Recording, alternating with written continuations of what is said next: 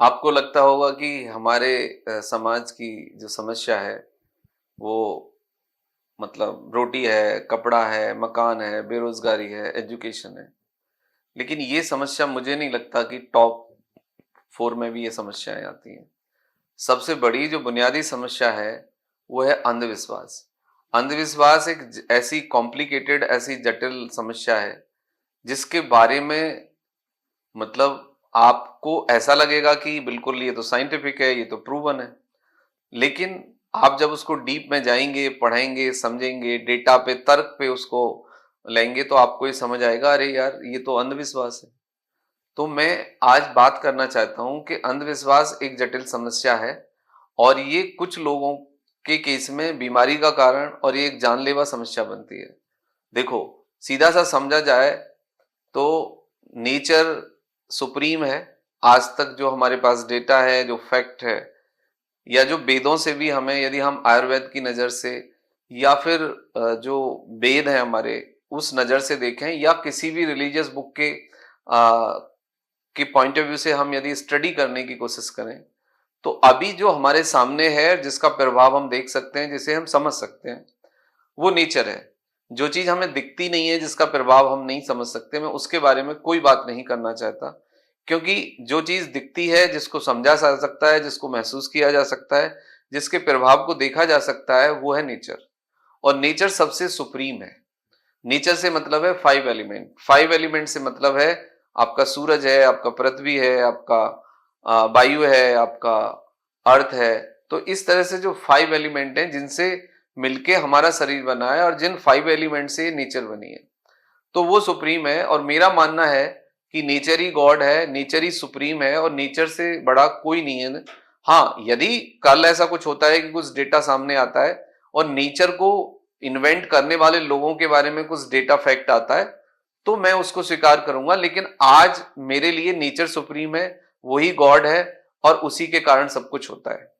अब हम दूसरे पॉइंट पे आते हैं कि अंधविश्वास आखिर क्यों इतना ज्यादा बढ़ गया, क्यों ये एक बड़ी समस्या बन गई है। देखो, सबसे बड़ी बात यह है कि हमने एक आम इंसान को भगवान बना दिया है। एक आम इंसान को, जिस इंसान की हम खुद मूर्ति बना रहे हैं, हम उसी को भगवान बना रहे हैं।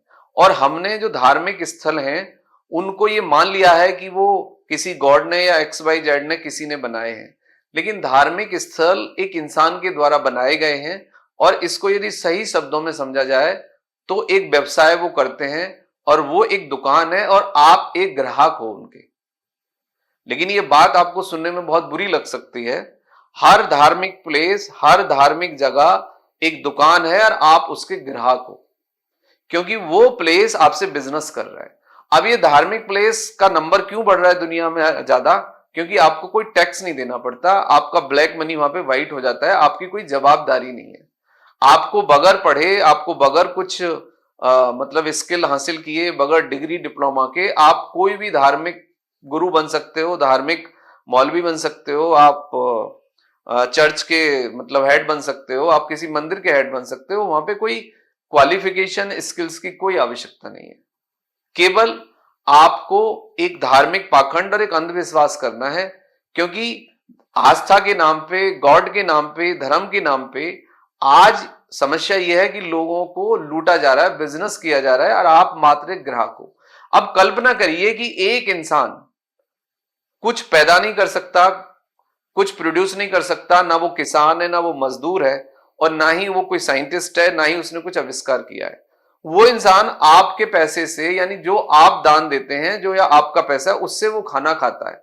मतलब एक दूसरे शब्दों में बोला जाए तो एक भिखारी इंसान जो कि खुद आपसे पैसे लेके खाता है, वो आपके जन्म में क्या अच्छा चीज पैदा कर देगा, वो क्या आपके बदल देगा। और एक कॉन्सेप्ट है, एक कर्मा का कॉन्सेप्ट है।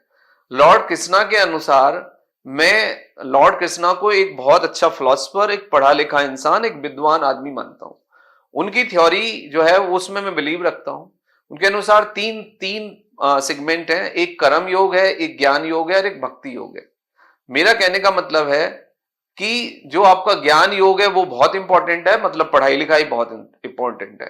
फिर उसके बाद आपका कर्म योग बहुत इंपॉर्टेंट है, यानी योर कर्मा, योर वर्क। आप जो भी काम करते हैं वो पॉजिटिव फोकस से करें, उसी में आपको सब कुछ मिल जाएगा, उसमें आपको सारी फीलिंग मिल जाएंगी। तीसरा है भक्ति योग। भक्ति योग मतलब साधना, मतलब मेडिटेशन, मतलब पूजा।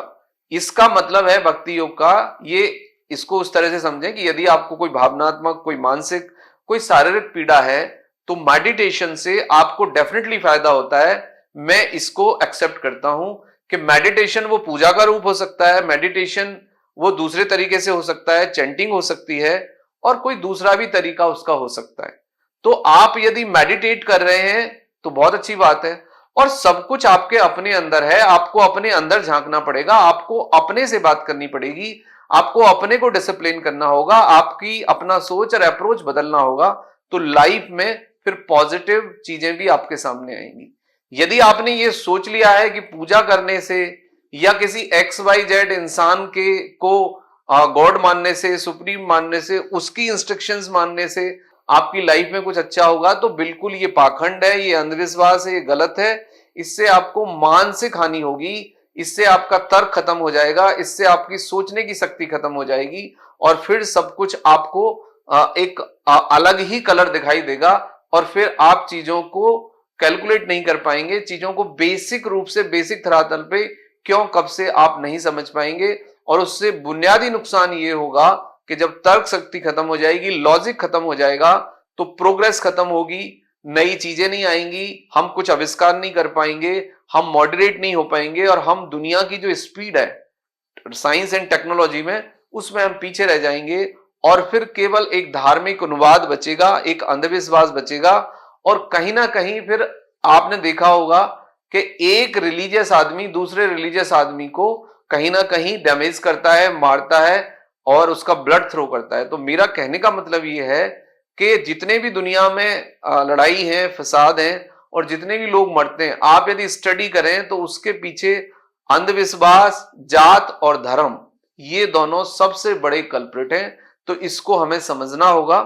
आप गॉड में बिलीव रखिए, आप नेचर में बिलीव रखिए, आपकी जो भी आस्था है वो आप कंटिन्यू करिए, but understand the basic science and the science of Karma. आपका कर्म ही आपका भाग्य डिसाइड करेगा। आपका कर्मा, आप कितने पॉजिटिव रेगुलर डिसिप्लिन से आप काम करते हैं, पढ़ाई करते हैं, और कितने पॉजिटिव रहते हैं, इससे आपके जीवन में अच्छा बुरा होगा, ना कि किसी XYZ को फॉलो करने से, या किसी कोई गॉड आपको प्रिविलेज कर देगा, ऐसा कुछ है नहीं। And there is no basic logic and science behind this. देखो, यदि कुछ गलत करोगे तो आपका कुछ गलत परिणाम मिलेगा, कुछ अच्छा करोगे तो कुछ अच्छा परिणाम मिलेगा। हाँ, देरी हो सकती है, ये बात बिल्कुल फैक्ट है। ऐसा नहीं हो सकता कि आज आप आग में हाथ डालो और आपका जो हाथ है वो अगले जन्म में मतलब जलेगा। पुनर्जन्म जैसी या भाग्य जैसी चीजों, और ये मतलब आपने कुछ गलत कर दिया है, आपको केवल ये अंधविश्वास एक हीन भावना में डालेगा, कमजोर बनाएगा, आपकी तर्क शक्ति को खत्म करेगा, आपके पैसे को लूटा जाएगा, आपको मिसगाइड किया जाएगा, आपको एक दूसरे के प्रति हेट्रेड आपके अंदर डेवलप की जाएगी। तो अंधविश्वास से बचना है। विश्वास रखिए, धार्मिक बनिए, बट अंधविश्वासी मत बनिए। अंधविश्वास मत बनिए, आप फंडामेंटलिस्ट मत बनिए कि दूसरे इंसान को टॉलरेट करिए, मानवता प्रैक्टिस करिए, अच्छे इंसान बनिए। दुनिया में आप देखें तो आपको हिंदू मिलेंगे, मुस्लिम मिलेंगे, सिख मिलेंगे, ईसाई मिलेंगे, लेकिन कहीं कोई इंसान आपको आज नहीं मिलेगा। यही सबसे बड़ी प्रॉब्लम है। तो बेसिक हम जो ह्यूमन बीइंग है, हमें अपनी ह्यूमैनिटी को सर्च करना है, हमें अपनी ह्यूमैनिटी पे बात करनी है, और उसको हमें शार्पर करना है। तो दुनिया में फिर सारी चीजों का सॉल्यूशन इससे मिल जाएगा। Thank you very much and take care yourself.